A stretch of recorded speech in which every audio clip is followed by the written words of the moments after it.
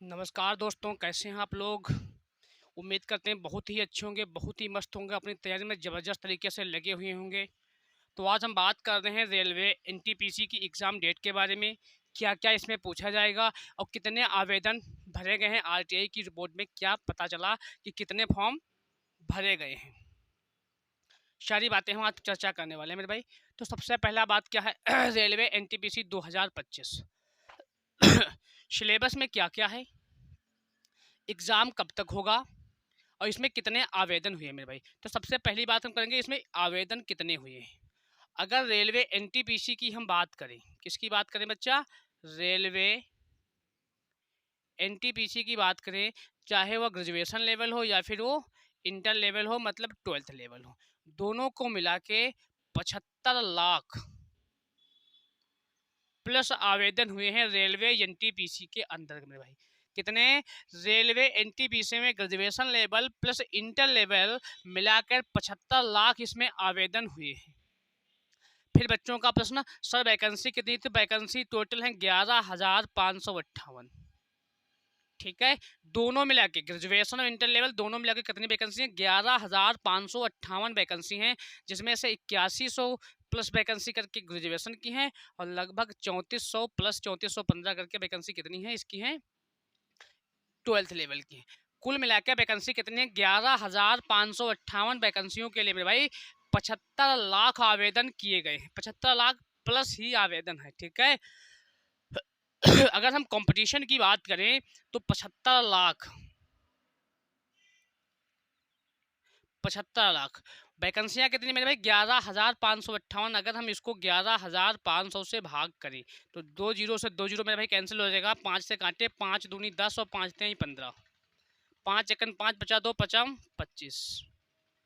ठीक है, अगर फिर इसको हम काटें 23 से तो मेरे भाई 23 ने मान के 25 मानते हैं। देखो लगभग हम तुमको बता दें, पचम 25, 25 छक्का 150, लगभग 600। और मेरे भाई यहाँ संख्या थी 23, हमने काटा है 25 से, तो 600 पर सीट पे अगर हम बात करें तो 600 लोग आ रहे हैं।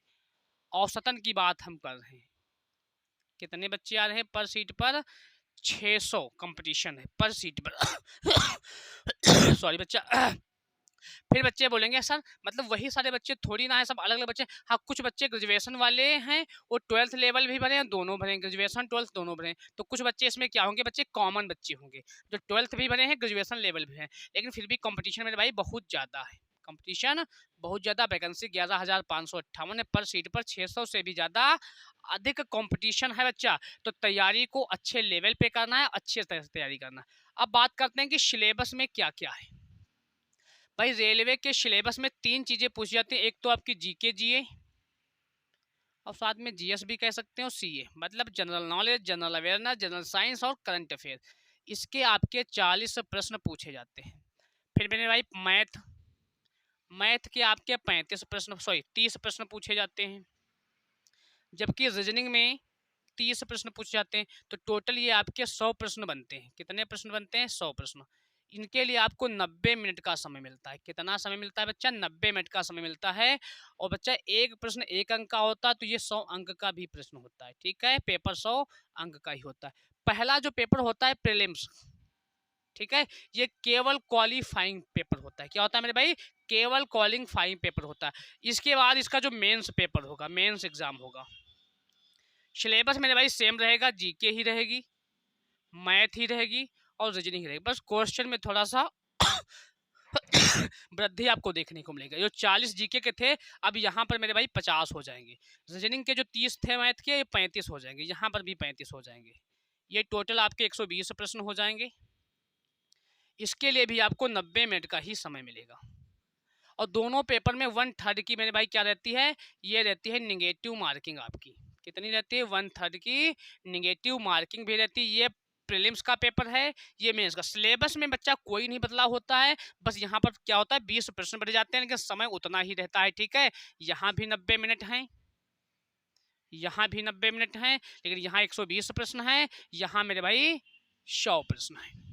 ठीक है। नेगेटिव मार्किंग 1/3 की यहाँ भी है, 1/3 यहाँ भी है। ये केवल क्वालिफाइंग पेपर होता है। कट ऑफ जो लगती है मेरे भाई मेंस वाले पेपर में, टायर 2 का जो पेपर होता है इसमें क्या लगती है, कट ऑफ इस पे बनती है। ठीक है। इसके बाद क्या होता है, डीवी होती है, हल्का फुल्का जो मेडिकल होता है वैकेंसी वाइज वो आपका होता है। ठीक है। डीवी तो सभी को पता है, होगी ही होगी बच्चा। ठीक है। इसके बाद क्या प्रोसेस रहता है, ये आपका प्रीलिम्स हो गया, ये आपका मेंस हो गया। और कुछ में क्या होता है मेरे भाई, शाइको वाला भी कंडीशन होती है। कुछ एग्जाम, कुछ मतलब पोस्टों पे क्या होता है, शाइको भी होती है।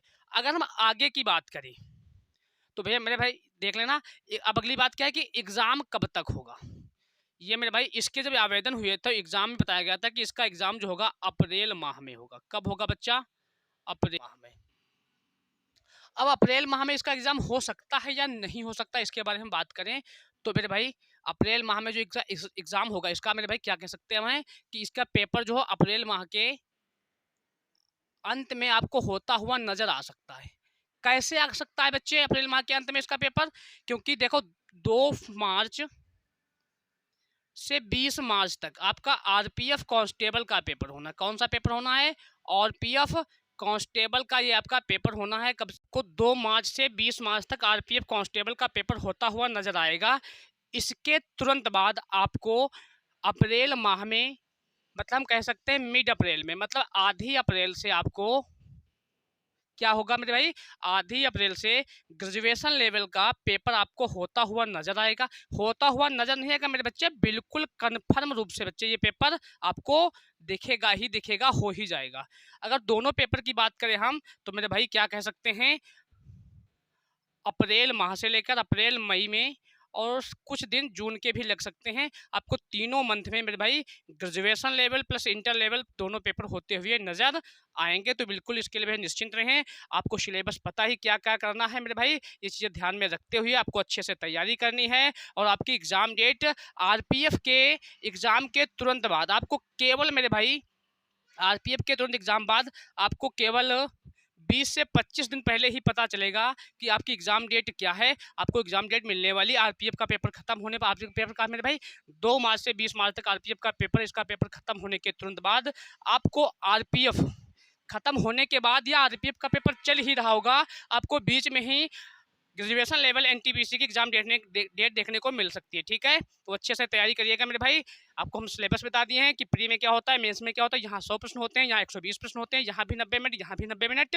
ये केवल पेपर क्वालिफाइंग होता है, मेंस की पेपर के अनुसार ही कट ऑफ लगती है। ठीक है। ओके बच्चे, आज के लिए इतना ही। अगर वीडियो अच्छी लगे तो वीडियो को लाइक शेयर कमेंट जरूर करिएगा और बहुत सारा प्यार दीजिएगा। आज के लिए इतना, मिलेंगे फिर किसी अगली वीडियो में। ओके बच्चे, सभी को बहुत सारा प्यार, लव यू, धन्यवाद।